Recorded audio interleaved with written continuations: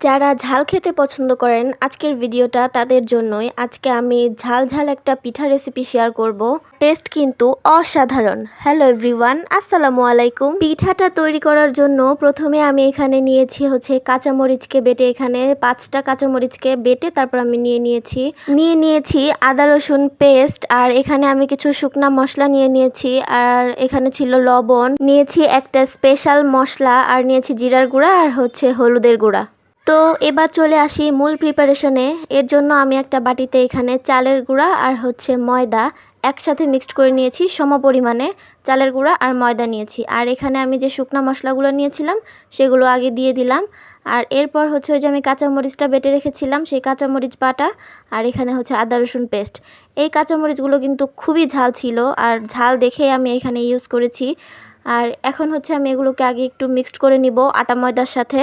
আর এগুলোকে একটু মিক্সড করার পর আমি অল্প অল্প করে পানি দিয়ে একটা পারফেক্ট ডো তৈরি করে নিব। আর হ্যাঁ, পানিটা কিন্তু একদম নর্মাল পানি। আমি কিন্তু পানিটা একবারে দিয়ে দিচ্ছি না, যখন আমার লাগবে, আমার মনে হচ্ছে আমি তখন অল্প অল্প করে মিক্সড করে নিচ্ছি, কারণ ডোটা একটা পারফেক্ট ডো হইতে হবে, আর নয়তো কিন্তু পিঠাটা সুন্দর হবে না।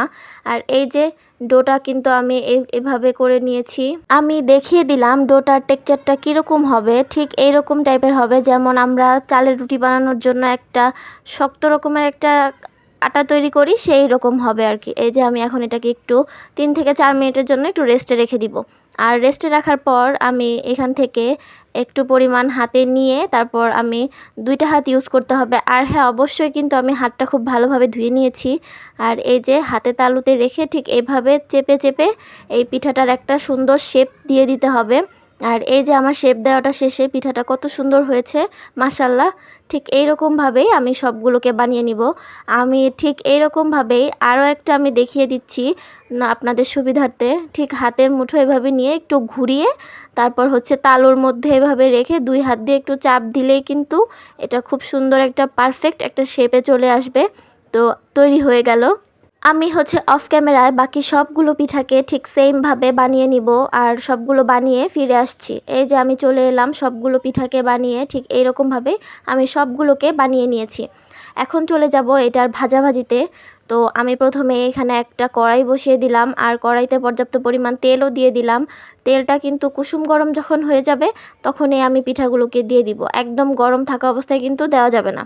আর এই যে আমি তেলটা কিন্তু এখন হালকা কুসুম গরম, এখানে আঙুল চোবানো যাবে এরকম, আপনারা দেখলেই বুঝতে পারবেন। আর এই যে আস্তে আস্তে কিন্তু তেলটা গরম হয়ে বুদবুদ উঠে যাচ্ছে। তো এই যে পিঠাটা আমি আস্তে আস্তে ভেজে নিব। আর এই যে হালকা করে কিন্তু পিঠাগুলো ফুলে আসছে। এই পিঠা কিন্তু তেমন একটা ফুলবে না, তবে খেতে খুবই ক্রিস্পি হয়, আর ঝাল ঝাল ক্রিস্পি ক্রিস্পি খেতে কিন্তু খুবই টেস্ট পিঠা।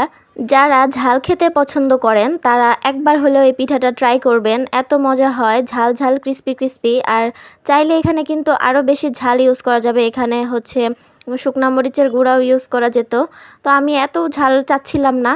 তো নর্মালের মধ্যে আমি এটাও কিন্তু খুবই ঝাল হয়েছিল, কারণ কাঁচামরিচগুলো অনেক ঝাল ছিল।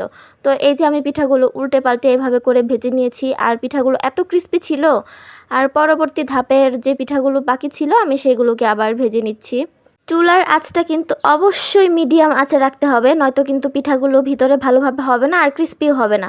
আর এই যে আমি একটা পিঠা ভাজার পর দেখিয়ে দিচ্ছি, এরকম হয়েছে। আর এটা কিন্তু খুবই ক্রিস্পি ছিল, উপর দিকে ক্রিস্পি ক্রিস্পি আর ভিতরে নরম ছিল। আর এই ছিল আমার পিঠার ফাইনাল লুক। আজ এই পর্যন্তই। ভালো লাগলে পাশে থাকবেন। আল্লাহ হাফেজ, টাটা।